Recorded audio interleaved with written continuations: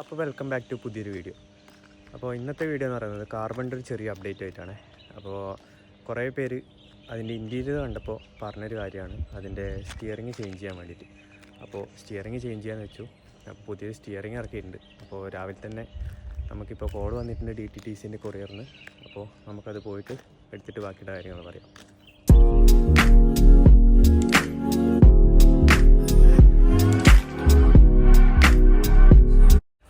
അപ്പോൾ നമ്മൾ ആദ്യത്തെ ഒരു ഓപ്ഷൻ എന്ന് പറയുന്നത് OMPയുടെ ഒരു ഡീകട്ട് സ്റ്റിയറിംഗ് വീലായിരുന്നു. ഡീകട്ടിനോടായിരുന്നു എനിക്ക് കൂടുതൽ താല്പര്യം. പിന്നെ അത് എപ്പോഴും നമ്മൾ ഓർഡർ ചെയ്ത് കഴിഞ്ഞാൽ എപ്പോഴും ഉണ്ടാകുന്ന അവസ്ഥയാണ്. അതിൻ്റെ ഡിമാൻഡ് കൂടും, അല്ലെങ്കിൽ പ്രൈസ് ഹൈക്ക് ഉണ്ടാവും. പിന്നെ ഇത് OMPയുടെ എങ്ങനെയായാലും എത്ര റേറ്റ് ഉണ്ടെങ്കിൽ എടുക്കാനുള്ള മൈൻഡ് സെറ്റിൽ നിന്നതാണ്.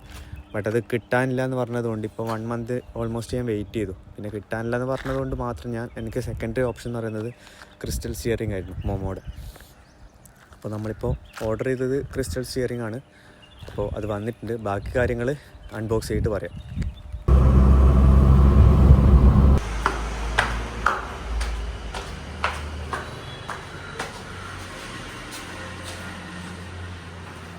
സാധനം കിട്ടിയിട്ടുണ്ട്.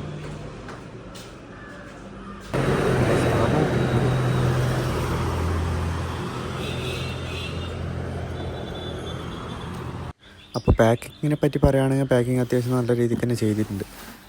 അതിനെപ്പറ്റി പറയാനുള്ള കാരണം ഇതിന് മുന്നേ ഞാൻ സ്പാർക്കോടെ ഒരു സ്റ്റിയറിങ് ഓർഡർ ചെയ്തപ്പോൾ എനിക്ക് തട്ടിക്കൂട്ടി പാക്ക് ചെയ്തത് പോലെ എനിക്ക് തോന്നിയത്.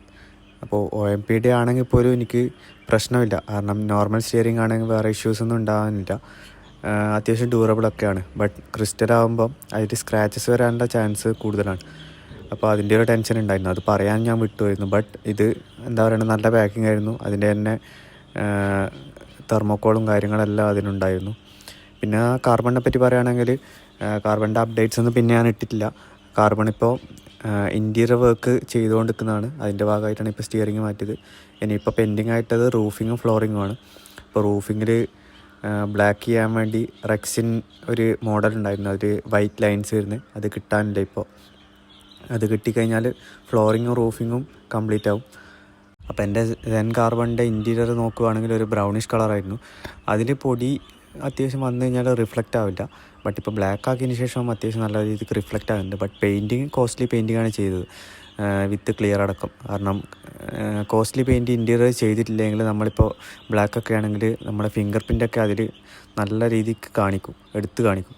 അതുകൊണ്ട് ഇൻറ്റീരിയറൊക്കെ ചെയ്യുമ്പോൾ നല്ല രീതിക്ക് നല്ല പെയിൻറ്റ് തന്നെ ചെയ്യാൻ നോക്കുക, തട്ടിക്കൂട്ടാതെ.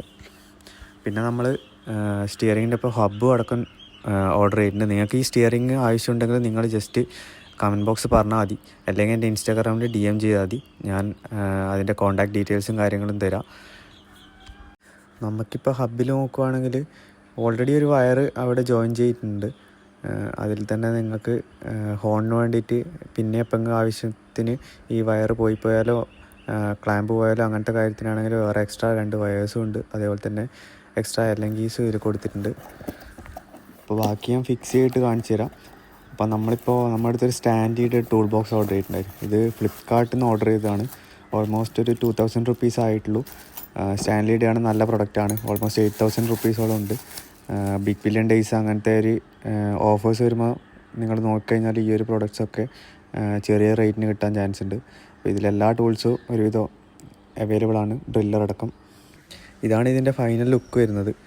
അപ്പോൾ ഇതിൽ കുറച്ച് വൃത്തികേടായിട്ട് തോന്നുന്നത് ഇതിൻ്റെ ഫ്ലോറിംഗ് ആയിരിക്കും. ബട്ട് അതിൻ്റെ ഒരു റെക്സിൻ കിട്ടാനില്ല. അതും കൂടി കിട്ടിക്കഴിഞ്ഞാൽ ഫ്ലോറിംഗ് കൂടി നീറ്റാക്കാം നമുക്ക്. പിന്നെയുള്ളത് നമുക്ക് ഡ്രൈവ് ചെയ്തിട്ട് നോക്കുവാണെങ്കിൽ അത്യാവശ്യം നല്ല സ്മൂത്താണ്. അതുപോലെ തന്നെ നമ്മളിപ്പോൾ യൂസ് ചെയ്ത് 3 സ്പോക്ക് സ്റ്റിയറിംഗ് ആണ്. 3 സ്പോക്കിനേക്കാളും എത്രയോ ചെറുതുമാണ്. ഡീകട്ടും കൂടി ആയതുകൊണ്ട് നമ്മളിപ്പോൾ പുതിയതായതുകൊണ്ട് തന്നെ അതിൻ്റെ നമ്മൾ ഫസ്റ്റ് ടൈം റൺ ചെയ്യുമ്പോൾ അതിൻ്റെതായ ഒരു സുഖം നമുക്കുണ്ടാവും. അപ്പോൾ വീഡിയോ ഇഷ്ടപ്പെട്ടെങ്കിൽ തീർച്ചയായും ലൈക്ക് ചെയ്യുക, ഷെയർ ചെയ്യുക, സബ്സ്ക്രൈബ് ചെയ്യുക. ഇനി എന്തെങ്കിലും നിങ്ങൾക്ക് സജഷൻസോ കാര്യങ്ങളോ കാർബണിനെ പറ്റി എന്തെങ്കിലും ചെയ്യാനുള്ളതോ അല്ല ഡൗട്ട്സോ കാര്യങ്ങളുണ്ടെങ്കിൽ ഒന്ന് കമൻറ്റ് ബോക്സ് പറഞ്ഞാൽ മതി. അടുത്ത വീഡിയോ അപ്ലോഡ് ചെയ്യുന്നതായിരിക്കും. Okay, by.